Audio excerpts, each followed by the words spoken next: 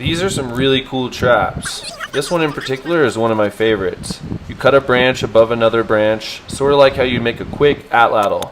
Then you sharpen the bottom because these stakes are going to be pounded into the ground. And you need 2 of them, but only one of them needs that branch. Now you need to make some cordage or use some paracord, trapping line, whatever your preference is for the animal you're targeting.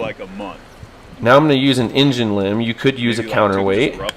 Then I pound the first post with a downward facing branch on the inside of the trail with a downward facing branch facing the other post on the outside of the trail. You could make this trap as wide as the game trail or funnel the animal in. Then you're going to add a toggle. The toggle is going to be attached to your cordage, go down underneath the downward facing branch, and be locked in by your trip stick or trigger mechanism. And now you can see the mechanics of this trap. When any sort of pressure is pressed down on the trigger mechanism, the toggle is released and the engine drives up. Adding a snare will help pull the snare completely tight with the engine limb. Here's a close-up of another trap I built that's exactly the same. Bam. And for this one, like, I found a branch, that's coming up. So it's going to be like a nice spring for us already. Yeah.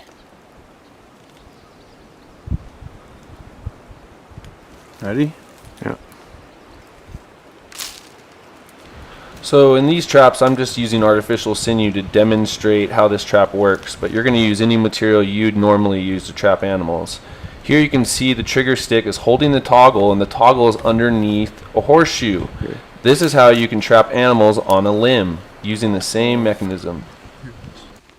Here, Caleb is demonstrating a Paiute deadfall trap. A post stick is placed on the ground or on top of another flat rock. The post is notched into the top limb, and the top limb is counterbalanced with cordage attached to a toggle switch, wrapped around the post stick, and held into place with a bait stick shown here. Love how that just pops right out. Oh, yeah. Dude. Does a little flip. Here's a trap Mike Lowe has posted and shared via social media. It's a live catch trap and can be made quickly with only a few materials. Caleb starts by shaping the 2 main post sticks. Each of these sticks has a notch carved into them for the bait stick to be locked in. The bow stick is notched on both ends and has a piece of paracord tied to both sides. The post stick is placed in between the paracord lengths and twisted repetitively.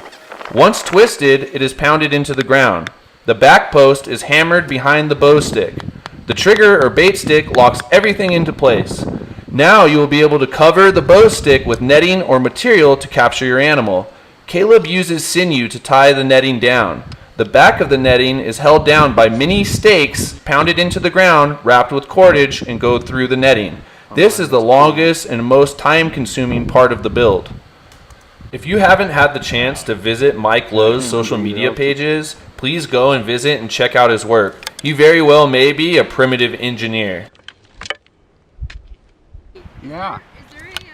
This final trap is a modification of Donnie Dust's Pebble Deadfall trap. We just don't have round rocks on our property. So we used a round stick, and the rolling stick deadfall was brought into existence. Boy, is this trap ever sensitive.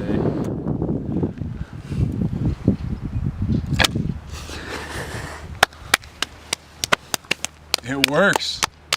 Rolling stick deadfall.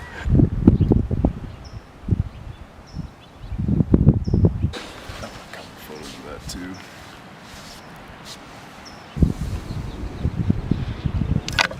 There it is.